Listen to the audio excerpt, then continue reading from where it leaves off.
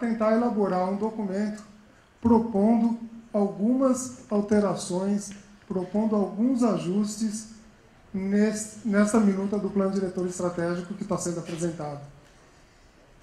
Então, eu gostaria de informar, senhor secretário, que esse documento foi devidamente protocolado aqui na entrada da audiência, né? E é uma contribuição simples, mas muito verdadeira do que a gente enxerga para aquela região.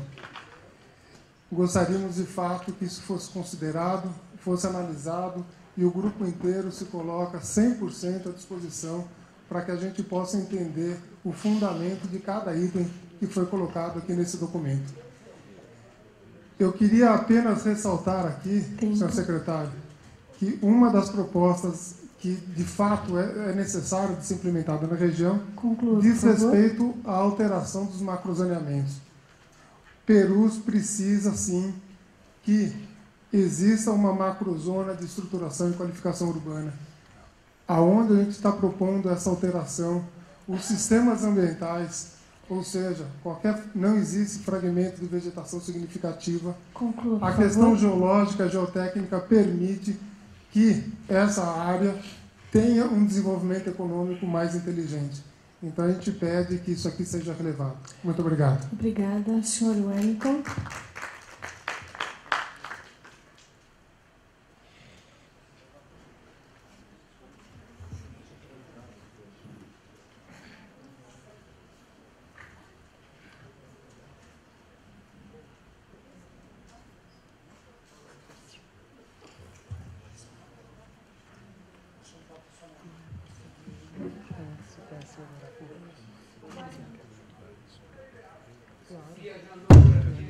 Oi. Boa noite a todos. Eu sou Wellington Milhari e eu venho do Instituto de Relações Internacionais da Universidade de São Paulo. Quando eu estava lendo o plano diretor estratégico, eu tomei um certo cuidado, porque havia para mim uma confusão inicial entre o direito de propriedade e o direito de moradia.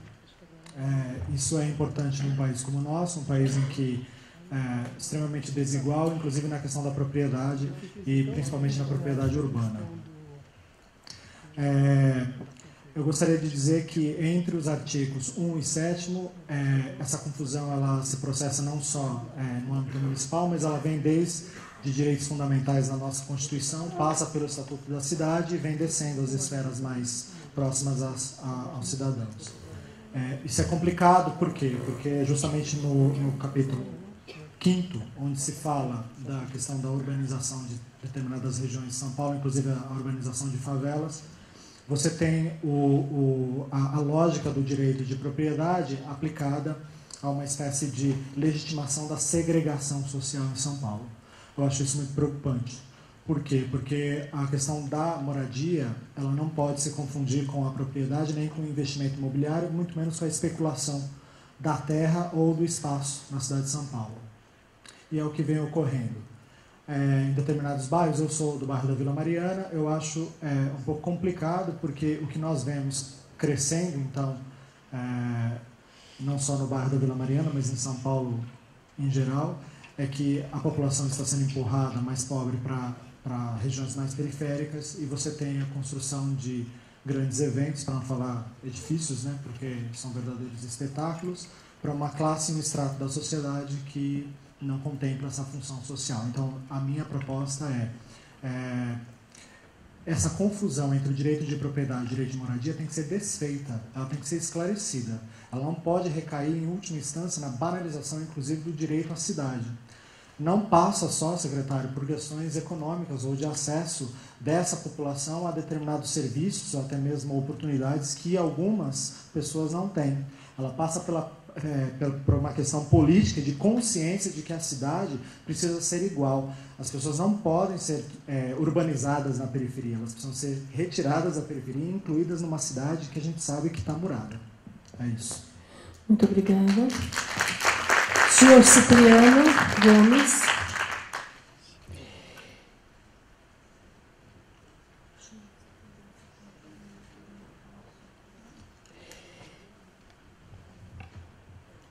Na sequência, o vereador José Pólice Neto.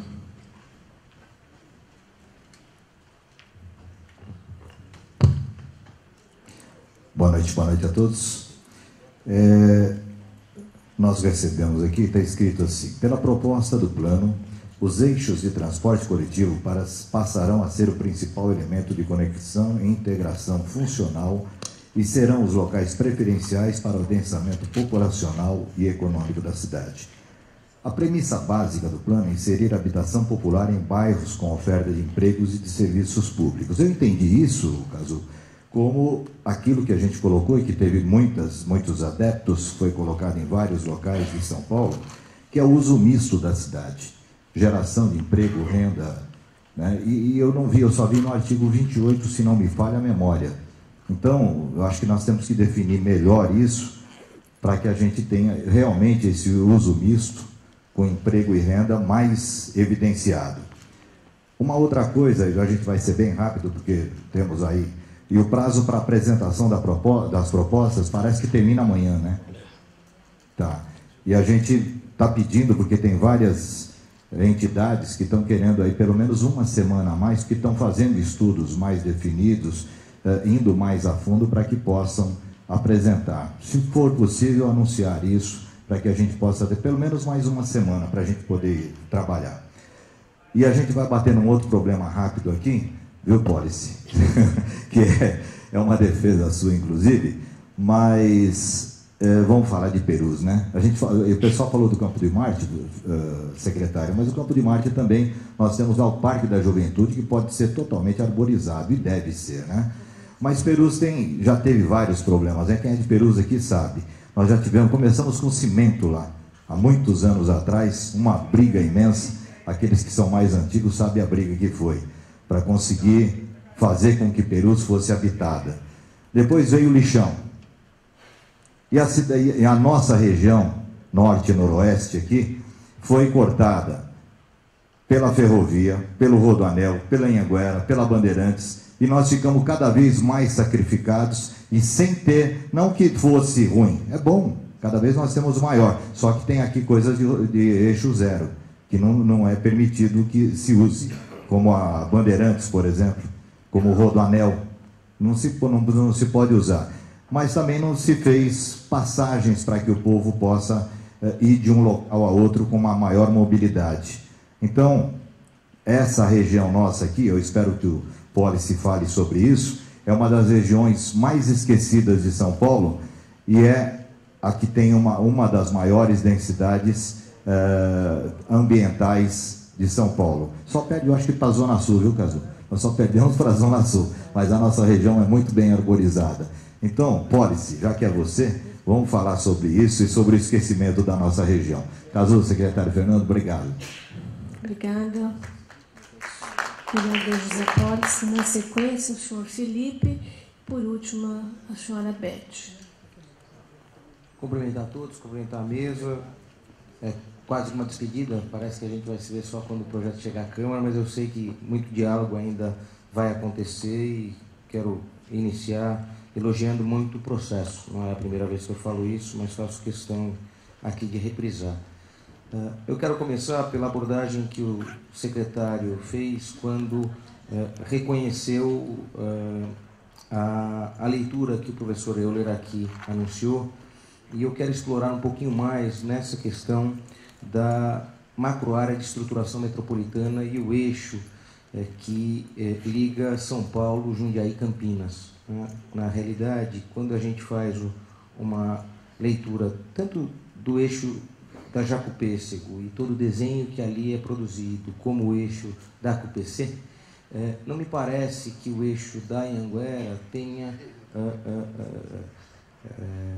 atributos, seja do ponto de vista morfológico, seja da presença de maciços vegetais significativos, que impeçam uma leitura de relação metropolitana para lá. É lógico que ao olhar o eixo Bandeirantes, não, porque o eixo Bandeirantes tem uma rodovia que é segregada e, portanto, não mobiliza esse esforço. Mas me parece que para essa linha de desenvolvimento do território oeste, vale ainda um esforço de análise para que isso seja recepcionado. Da mesma forma que, se você refletir isso a dois outros eixos, o eixo Fernão Dias. E o eixo Raposo ele tem fragmentos também para isso, até porque a gente ainda mantém do processo em vigor, da lei em vigor, zonas predominantemente industriais nesses eixos. Então, ao não reconhecer nenhum espaço de desenvolvimento, nós podemos perder, inclusive, essa relação com metrópoles que estão estabelecidas para esses eixos históricos. A segunda, a segundo questionamento, e na realidade não é questionamento, é reflexão para avanços. O secretário vem, e o Cazu vem falando muito e vem se reconhecendo a coragem de enfrentar a questão das garagens, de você limitar nos eixos estratégicos, nestes eixos estratégicos dos corredores, mas a maior preocupação que eu tenho, e eu apontei na última reunião e acabamos não conseguindo ter a resposta, a cautelar que hoje existe por conta da aplicação imediata de coeficientes no território com a aplicação imediata do coeficiente 4 desejado para essas áreas. Então, preocupa porque isso foi algo que ficou muito forte nos últimos 3, 4 anos, em especial no debate. Então, como é algo que tem uma pretensão de ser o novo eixo de desenvolvimento da área mais central, mais do que isso, vai precisar de um regulador, porque a gente sabe muito bem que tem eixos de corredores que vão ter a capacidade de carregamento de 15, 18, 20 mil pessoas, mas você tem eixos que carregam 200, 300 mil pessoas. Então, são duas preocupações. Uma é essa aplicação imediata, ou auto-aplicável. O outro, tão preocupante como esse, é como modular isso, né? Como a capacidade de carregamento do corredor ou do sistema vai modular esse coeficiente 4. Né? E, portanto, a gente não satura nem a região, nem o próprio corredor que vai se instalar. Né? Porque, na realidade, se você tem capacidade de carregamento distinto, o adensamento desejado também tem que ser distinto. Eu vou passar rapidamente nos outros. No artigo 178 e 179, a gente trabalha com duas coisas que me preocupam bastante, que é a classificação de vias. E não está claro nos mapas essa classificação de vias. A gente fala muito do sistema estratégico, mas não abordamos a questão do sistema logístico e mobilidade de carga. Então, a revisão que vinha sendo discutida, ela tinha uma plataforma de cargas e ela dava um tratamento à carga que nos parece fundamental para o funcionamento da cidade e nesta minuta ele não apareceu. Outra preocupação, o sistema de área verdes. O sistema de área verdes, quando a gente vai encontrar lá no artigo 129, eles põem um mapa que tem os parques municipais, mas ele não traz os parques lineares, ele não traz todos os parques que estão disciplinados, ele traz só os parques municipais. Eu retomo a questão do aterro para dizer o seguinte: se está errado de perus... Conclua, por favor. Obrigada. Felipe, por favor.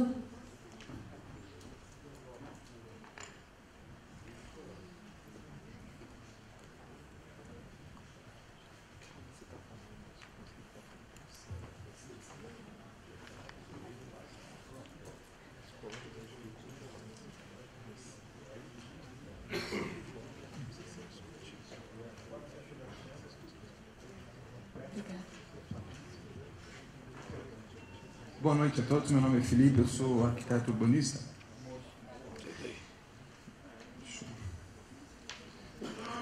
Eu me inscrevi aqui para falar uma coisa que me preocupa muito como profissional, sou praticamente recém-formado.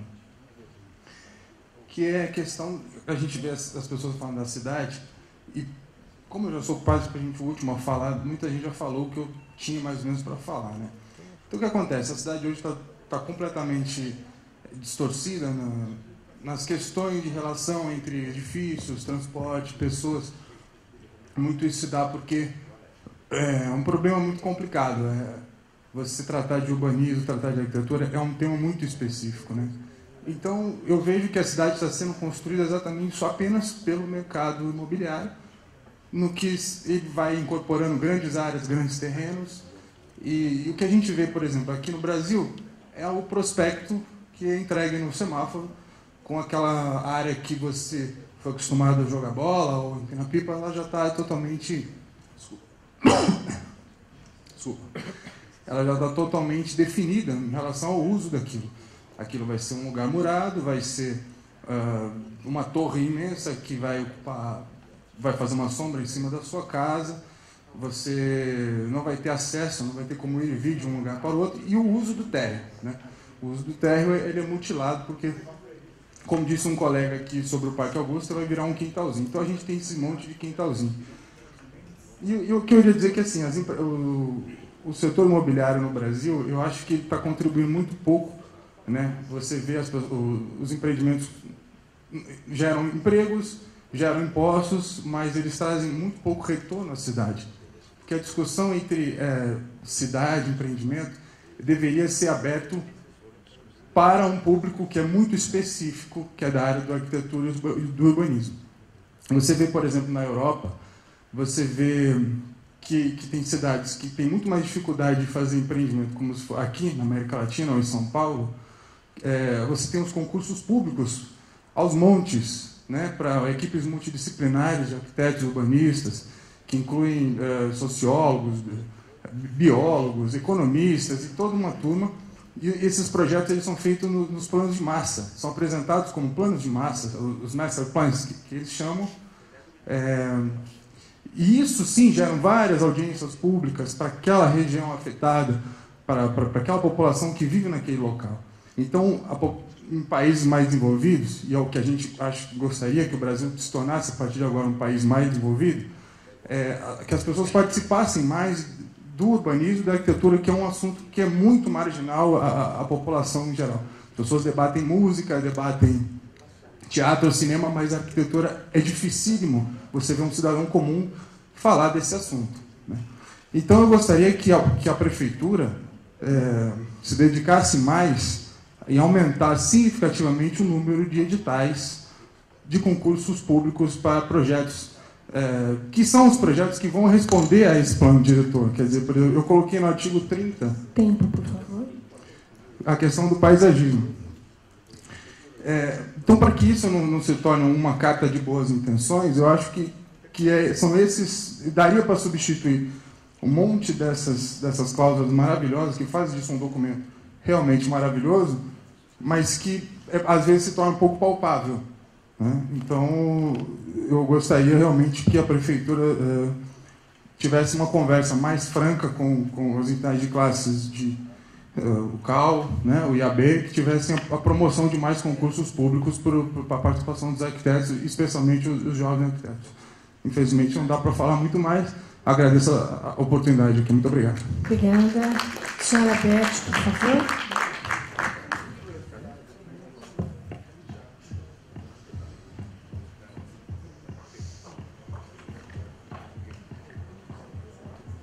Boa noite a todos.